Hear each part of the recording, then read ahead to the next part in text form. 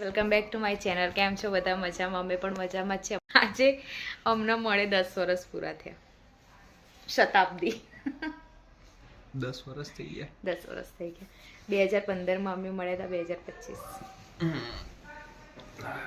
મતલબ મળ્યા એટલે અમે ફર્સ્ટ ટાઈમ તો 4મી તારીખે મળ્યા હતા, હે ને? પહેલા મહિનાની 4મી તારીખે હિરેન મને જોવા આવ્યા હતા, પણ 18 તારીખે માં શ્રીફળ રૂપિયો હતું. એ અમે ઉલ્લુ બને શ્રીફળ રૂપિયો કરી દીધું હતું. અમારે બધી વાતમાં એવું થયું. જો જોવા એ વખતે હિરેનને અમે તમને સ્ટોરી કહીએ. અમારી કોઈ લવ સ્ટોરી નહીં, અમારા લવ મેરેજ નથી, અરેન્જ મેરેજ જ છે. પણ બધા એમ યાર ક્લિયરિટી આમ કરું ને, હિરેન તો નહીં આવતી બરાબર. અમારા લવ મેરેજ નથી, અમારા અરેન્જ મેરેજ જ છે. પણ કોઈ બી અમને ફર્સ્ટ ટાઈમ જોડે એટલે એવું જ કે તમારા લવ મેરેજ છે, પણ ના, અમારા લવ મેરેજ નથી, અરેન્જ મેરેજ છે. થયું તું કેવું કે 4મી તારીખે મારી અને હિરેનની વાત, મતલબ મારા ઘરે મારા મમ્મીના મામા ભાઈ બી થાય, દૂરના સગા થાય, અને હિરેનને બી આ બાજુથી સગું થતું હતું. એટલે બંને એકબીજાને ઓળખતા હતા. એટલે મારી વાત ચાલતી હતી કે હિરેન કેવું જોઈ રહ્યા. અમારી વાત ચાલતી હતી તો વચ્ચે કટ કરવો પડે બ્લોગ. થયું તો એવું કે અમારી વાત ચાલતી હતી કે આની 2 વર્ષથી, પણ કંઈ ઢચું પચું હતું, એવું બધું હતું. પછી અમારે કેવું કે આમ અમારે સાબરકાંઠા રાયગઢ થાય, અને રહેતા હતા મારા દાદા પહેલેથી આણંદમાં અને મહેસાણા. એટલે અમારે સાબરકાંઠાની ગાંધીનગર સાબરકાંઠાની છોકરી મહેસાણામાં ના આપે. અને આમને એવું હોય કે મહેસાણાનો છોકરો છે એટલે સાબરકાંઠાની છોકરી લાવે નહીં, હે ને? એવું હોય ને તમારે. એટલે અમારે બધાના ના જ હતી. મારા ઘરે એવું હતું કે ચાલ ને હવે રોજ મામા એ હતા એ કે કરત, ચાલ ને છોકરો જોઈ લઈએ એકવાર, નાચ પાડવાની. અને અમને એવું હતું કે ચાલ જોવા જઈએ. એ ના પાડવાનું જ હતું, નાચ પાડવાની હતી. પેલા કે તું એક વખત જઈને ના પાડ કે હું ના કહું એમ, તારા આવું પડશે. કારણ કે બહુ ટાઈમથી વાત ચાલતી હતી. એટલે પછી હિરેન આયા જોવા, અમે બી જોઈ લીધું. અને પછી હા બસ એ રીતે સવારે 4 તારીખે અમારે જોવાનું રાખ્યું હતું મારા ઘરે. વાતો કરી બધી. મારા દાદા આમ થોડા એ હતા, તો આમની હાઇટ વધારે, મારા હાઇટ એટલી, અમારા હાઇટ ડિફરન્સ બહુ જ હતો એમ. એટલે ભાઈ મારા દાદાએ છે ને આમ દિવાલ આગળ ઊભી રાખીને પહેલાં તો ચેક કર્યું કે કમ્પ્લીટ છે ને હાઇટ, તમારી બેન કોઈ પ્રોબ્લેમ તો નહીં. એટલે હું તો કોઈ બોલતી નથી. હિરેને કીધું હા મને હાઇટમાં કોઈ પ્રોબ્લેમ નહીં. મેં કીધું વાંધો નહીં. પછી વાત કરવા બોલાયા હતા અમને, એટલે અમે લોકો ધાબા ઉપર વાત કરવા ગયા હતા. ત્યાં હિરેને મને પૂછ્યું, એ બધું થયું. અને પછી એ એમના મમ્મી અને દીદી મારા, એ લોકો 3 જણા કંઈક ધાબા ઉપર ડિસ્કસ કરતા હતા. પછી નીચે એમ કીધું કે હવે અમારા છોકરા તરફથી હા છે. પણ મેં જવાબ આપ્યો નહોતો. ના પાડવા આવ્યા હતા ને તરત ને તરત હા પાડી દીધી. હા વાંધો નહીં, સાચું બોલો તમે. એ ટાઈમે હા પાડી હતી, નથી પાડી. મેં પાડી. ફોન કને કર્યો તો પેલો? હા પાડવાની વાત ચાલી રહી અહીંયા. એ ટાઈમે હિરેન હા પાડી દીધી હતી કે હા મને. ના મેં નથી પાડી. મને પૂછ્યું હતું કે તારે શું કરું? મેં કીધું હું હાલ જવાબ નહીં આપું, હું 2-3 દિવસ પછી જવાબ આપીશ એમ. પછી એ વખતે તો હિરેન ગયા હતા ઘરે. પછી 2-3 દિવસ પછી ફોન નંબર ને એવું એક્સચેન્જ થયું એકબીજાનું. પછી હા પાડી. એક મિનિટ. અને હા 1 મિનિટ. ફોન પેલો મેં તો ફોન કર્યો જ નતો. ના એટલે મેં ફોન કર્યો તો મારી મમ્મીએ ક્યાંકથી નંબર લીધો તો આમનો. પછી મેં ફોન કર્યો તો સામેથી. એના પહેલા મારા દાદા ત્યાં જોવાયા હતા અહીંયા ખેતર ને બધું. એના પછી મારા દાદા અમે હા પાડી. એના પછી જનરલી બધાને કેવું કે બતાવવા શું હોય છે. એટલે અમને કીધું તો અમારી ફેક્ટરી છે, પછી ઘરે મતલબ ગામડે જમીન ને બધું વધારે છે.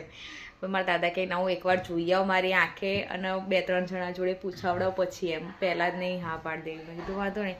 દાદા અહીંયા આવ્યા, ફેક્ટરી જોઈ, રાત અહીંયા આવીને પાછા કે ચલો પાલડી કેટલું દૂર હતો? હિરેન કે અહીંયા 60 કિલોમીટર હશે કે અમદાવાદથી. ચલો કે ત્યાં. પછી રાતોરાત ત્યાં જમીનને બધું જોયું. પછી ઘરે આવીને એમણે ફિક્સ કરી દીધું કે સારું છે છોકરોને બધું. તો હા પાડી. મેં કીધું ઓકે વાંધો નહીં. પછી 18 તારીખે કેવું હતું કે અમે મતલબ મારા ફેમિલીવાળાએ જ બધાએ જોયું હતું, બીજા બધાને બતાવવાનું બાકી હતું, જેમ કે ફઈ હોય, મામા હોય, બધાનું. તો અમે જસ્ટ અમને એવું જ કીધું હતું કે અમે ખાલી જોવા આવીએ છીએ બધાનું. મેં ઘર નહોતું જોયું, તો મેં કીધું હું બી ઘર જોવા જાઉં છું એમ પહેલી વાર. અને અહીંયા બી થોડું ઘણું, કારણ કે પહેલી વાર મહેમાન આવતા એટલે જમણવાર રાખ્યું તો અમને. પણ આ લોકોને એવું નથી ખબર કે અમે શ્રીફળ રૂપિયો કરવો. અમને નથી ખબર. મારા દાદાએ ત્યાં જઈને જ ગોઠવી દીધું કે હા ચલો આ કિંજલે ઘર જોઈ લીધું, બધું કમ્પ્લીટ છે, એટલે શ્રીફળ રૂપિયો કરી દઈએ. એટલે ત્યાં તાત્કાલિક નક્કી થઈ. હા મને ક્યાંય બીજે મળવાનું નહોતું ને એટલે. તો એ રીતે ડાયરેક્ટ દાદાએ બધું કરી દીધું. શ્રીફળ રૂપિયો થઈ ગયું. પછી સગાઈમાં બી એવું થયું હતું અમારે. બીજા મહિનાની 18 તારીખે અમારી સગાઈ હતી. તો સગાઈમાં હિરેનને એવું હતું કે નોર્મલ સગાઈ રાખે છે, એ રીતે રાખશે. તો હિરેન તો પેન્ટ ને શર્ટ પહેરીને જ આવી ગયા હતા. એ યાદ નહીં. 14 તારીખ ના 18 તારીખે હતી. તો હું શું બોલી? નિકિન લગ્નના 3 દાડા રહી. એના 14, 15, 16, 17, 18 બરોબર 18 હતી. તો 18 તો હિરેન નોર્મલ પેન્ટ ને શર્ટ પહેરીને આવી ગયા હતા. પછી આવીને જોયું તો ખબર પડી કે ના સગાઈ સારી રીતે રાખી છે. એમાં એમને પચકું થાય. અમારા સગાઈનો આલ્બમ છે, હું તમને બતાવીશ નેક્સ્ટ વ્લોગમાં. એમાં એવું થયું. બસ પહેલી વાર આ લોકો મને જોવા આવ્યા ને ત્યારે મારા નણંદનું પણ મારા નણંદે ચૂપકીથી મારો ફોટો પાડી લીધો હતો એમના ફોનમાં. હે ને પછી મને ખબર પડી વાત કરતા હતા ને ત્યારે કહો દીદીએ ફોટો પાડી લીધો મારો. એવું થયું. તો અમારે અમે લોકો આ રીતે મળ્યા હતા. ફરવાય નતા જવા દીધું નહીં તો. હા, મારા દાદા ક્યાંય ફરવા ના જવા દે. મારા સગાઈની શોપિંગ કરવી હતી ને, અહીંયા આવું તો ચણિયા ચોળી બધું લાવવાનું હતું તો મારા દાદા ના, હું આવું છું ને જોડે. મારી એક ફ્રેન્ડ હતી, હું હતી અને મારા દાદા તો જોડે જ હોય. નાઇટ તો એમાં નહીં જ રોકાવાનું અમદાવાદ. અને સારું હતું, પહેલાંના લોકો એવી રીતે હતા એટલે અત્યારે તો જાય છે બધા. પછી હું લગ્ન પહેલાં અહીંયા રોકાઈ જ નહીં. મારા નણંદના લગ્નમાં આવી હતી કદાચ, છે ને એ પેલા વિમરા માસી કે રોકાઈ હતી. હા, એ બાજુવાળાના ઘરે રોકાઈ હતી. એમાં મારા મમ્મી પપ્પા બધા જ હતા અને એમના જોડે આવીને એમના જોડે પાછી જતી રહી હતી. લગ્ન પહેલાં અહીંયા રોકાઈ નહીં. નાઇટ રોકાઈ હોય તો એ મારા જોડે કોક તો હોય જ, બાકી એમને તો નહીં. નહીં રોકાઈ. નાઇટ તો રોકાઈ નથી હું. પરી જન્મી આ વખતે. હા, એ વખતે રોકાઈ હતી 3-4 દિવસ. મારા ભાણીનો જન્મ છે ને ત્યારે હું આવી હતી. એ વખતે મારા લગ્નને 3 મહિના બાકી હતા ત્યારે હું રોકાઈ હતી, બાકી તો નથી રોકાઈ હું. દાદા બહુ સ્ટ્રીક હતા મારા, એટલે નહોતા રોકાવા દીધા મને. પછી તો કોલેજ ચાલુ હતી એટલે હિરેન આવતા હતા મળવા. બસ એવું બધું હતું. શું હિરેનનો કિસ્સો યાદ આવ્યો છે તો? ના કશું નહીં, મળવા આવતા હતા એવું કીધું એટલે.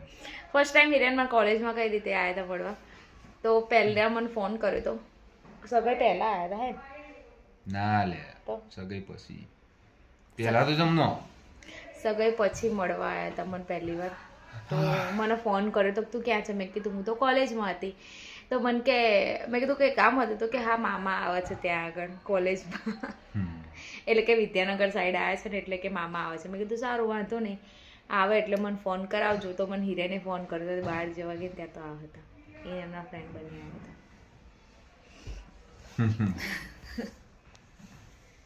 તો એ રીતે અમને કાલે આજે 10 વર્ષ પૂરા થઈ ગયા. 10 વર્ષ ક્યાં નીકળ્યા ખબર ના પડી નહીં. તમને પડી? તમારે તો મને પડી था. ખરેખર કહીએ તો 10 વર્ષ ક્યાં પૂરા થયા ખબર નહીં પડી. યાર સાચી વાત છે. 10 વર્ષ થઈ ગયા. શું કહેશો હિરેન? કઈ શું કહું, 10 વર્ષ પૂરા થયા. એ તો મેં કહી દીધું 10 વાર. તમે બીજું કંઈક કહો.